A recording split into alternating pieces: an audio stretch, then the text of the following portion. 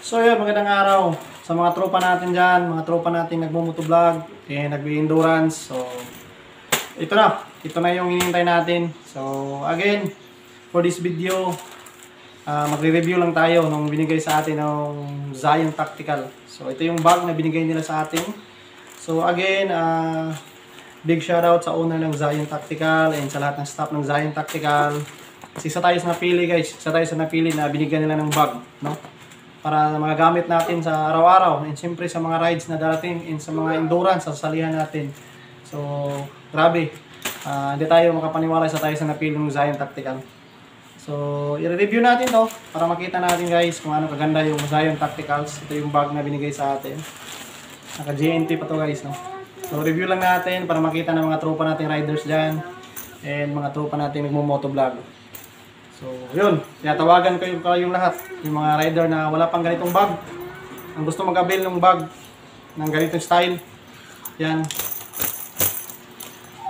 Pinyo nyo guys, i-PM or i-visit yung page ng Zion. And siyempre, follow nyo rin yung page nila guys para ma-update kayo sa mga bago nilang products. So, pwede kayong mag-message sa kanila, direct sa kanilang page. And napaka-responsive ng admin nila guys. Maraming sasagot doon. Ang dali silang kausap. So, try nyo silang i-PM kung gusto nyo mag-inquire sa ganitong klaseng bag. So, ito ay tinatawag na Zion Tactical League Bag. So, ito ay naka-dual purpose bag. So, pwede siyang gawing sling bag. Napakatibay. And then, pwede siyang gawing league bag. So, gamit na gamit para sa ating mga rider guys, no? So, review natin guys. Yan, papakita natin sa iyo. So yun mga ka-rides, bakit ko sinasabing dual purpose tong bag na to? Yan, binigay sa atin ng Zion. So ito yung pinakauna guys, bakit sinasabi ko na dual purpose tong bag na to. So first, pwede siyang gawing sling bag. Tingnan natin. Try natin, no? So grabing tibay sa isang ano. Grabing tibay nung sling niya. No? So pwede siyang gawing sling bag. Meron naman siyang lock. Yan. So mayroon siyang adjuster dito guys. Makikita natin yung adjuster niya. Kung medyo medyo hindi kayo katangkaran, pwede nyo siyang meron siyang adjuster. Ako kasi is nasa 5'9". 5'9 yung height ko guys. So, sling bag. Una, sling bag. So, pag wala tayong rides, pag siyempre mamasyal lang tayo, punta tayong palengke, or bibilin tayong sa grocery. So, pwede nyo siyang gawing sling bag. Yan, no? Kita nyo naman yun guys. Yan. Sobrang tibay. Tapos meron siyang pocket dito. Yung first pocket niya. Tapos yung first pocket na pwede nyo lagyan ng meron ako ditong wallet. Yan. Yung wallet. Dami. So, stickers. Daming stickers, oh. Yung lagyan yung stickers dito. So, dami niya bulsa, guys. Meron pa siya dito sa front, oh.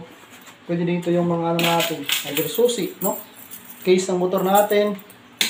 So, meron din ako dito ng power bank. Laki ng power bank ko, pero kasya yan dito yan guys. So, yan. Solid na solid yan. Oh. Sling bag. Diba? Sling bag. Pwede kayo maglagay ng cellphone. Yan, wallet.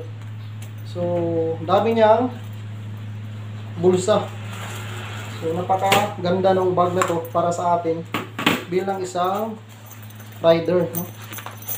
So, ito yung pinakaunang purpose ng bag. Pwede siyang gawing sling bag.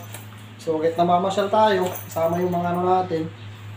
So, diba? Ganda tingnan.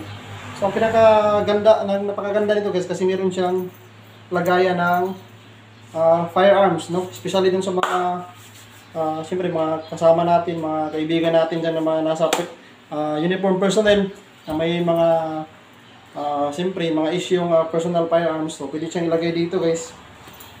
Yan dito. Kita natin. Yan guys, oh. So, meron siyang lagayan ng baril. Yan. Tapos, isang extra magazine. So, pag sinarado niya yan guys, yan. Pag naka-close yan, tapos lock nyo lang dito yan. Yan. Okay. Parang wala lang. Parang hindi halata na may kargada kayo. So, yun. Again, sa mga tropa kong mga dyan. Marami tayong tropa, mga kumpare na nasa serbisyo. Siyempre, yung partner natin, yung misis natin is nasa serbisyo rin. So, pwede rin niya itong gamitin, no? Pwede kaming salitan. Pwede niyang hiramin, pwede ko rin gamitin pag nag-endurance ako, nagmumotor, pwede niya itong gamitin. And then si Mrs. naman, pag gusto niya mag-duty or out of duty, siya pwede rin itong gamitin kasi meron siyang issue firearms. So, paano ba tinatanggal guys yung quick release ng Zion na bag, no? So, makikita natin yan, yung lock na yan. So, press lang natin. Yan, pag press, kilain lang natin guys. Yan. So, pag meron kang firearms, merong siyempre mga incident, no? Pwede mong, dali mo lang siyang dukutin. So, wala kasi tayong firearms guys, nandun kay Mrs. naka-duty. So, papareview natin to kay Mrs. pag siyempre, pag dumating yun, pwede natin ipareview sa kanya to. Siya kasi meron siyang service firearms. So, yan guys, oh, laki. Kaya ito siguro mga 9mm, 45 pistol, tapos meron siyang extra magazine. So, pag naka-sling bag kayo, napaka-okay. So, close nyo lang, and then lock nyo. Yan, ito yung number 1 guys, no? Sling bag. And, syempre, pinaka-importante, bilang isang rider, bilang nag-endurance, syempre, kailangan natin ng sling leg bag. Yun. So, number 2, bakit sinasabi kong dual? Kasi yung una, pwede siyang gawing sling. And number 2, pwede siyang gawing leg bag. So, ito yung gamit na gamit sa atin bilang isang rider, no? Bilang isang indoor rider, tapos nag-motovlog tayo. So, paano to siya ginagawang leg bag? So, tingnan natin, baba natin yung camera guys. Yan. So, yan lang. Tanggalin nyo yung lock, tapos ilagay nyo sa baywang. Yan, lagay nyo lang sa baywang guys. Napakadali, no? Tapos i-lock nyo lang. Yan. And then, higpitan nyo. Pag masyado kayong maliit, pwede nyo higpitan. Meron naman siyang adjuster dito guys. Yan. Yan. Yan. Napakaangas. And then, meron siyang lock dito sa baba. Pwede nyo itali sa, yan, sa mga legs nyo. Yan. So, solid na yan guys. Oh. Diba? Baba natin yung camera. Yun. Ito yung sa likod niya. Sa front and side. So, para sa akin, isa akong rider and then nagmo-motovlog. So, kailangan ko ng stickers. So, yan, meron na kami sample stickers. So, kaya natin lagay diyan dito. Lagay lang natin yung stickers dito. Yan. Then, siyempre, wallet. Lagay natin dito yung wallet. So, napakadali guys. Ganda ng bag. Sulit na sulit. Gamit na gamit din sa ating bilang isang rider. So, yun lang guys, no? Siyempre, ni-review ko lang yung ating bag na binigay ng Zion. Again, sa gustong mag-order nito guys, pwede nyo silang i-PM sa page. And, siyempre, napaka-bait ng may-ari. And, siyempre, yung admin nila, napaka-responsive sa mga inquiry natin sa page nila. So, yun lang guys, no? Pwede siyang gawing leg bag and then sling bag. So, magkano ba itong ganito guys? Yung price ng ganito? So, nasa 900 plus. Pwede nyo i-PM yung Zion at para malaman nyo yung price ng mga bags nila. So, marami silang bags guys, no? Ito lang yung pinagay sa atin. Hopefully, mabigyan pa tayo ng ibang model ng bag ng Zion para ma-review din natin. So, yun. Ganda ng ano guys, ganda ng quality ng bag. Yan o. Sling bag. So, quick review lang tayo guys para sa bag ng Zion. So, again, big shoutout sa Zion Tactical, no? Sila yung nagbigay sa atin. Napakasulit guys. Yung quality ng ng materials nila, oh, makikita natin. Napakasulit, tapos yung zipper. Oh. Grabe sulit yung zipper. Tapos ang kagandahan ito kasi meron siyang lagayan ng susi, no? Sample natin. Okay.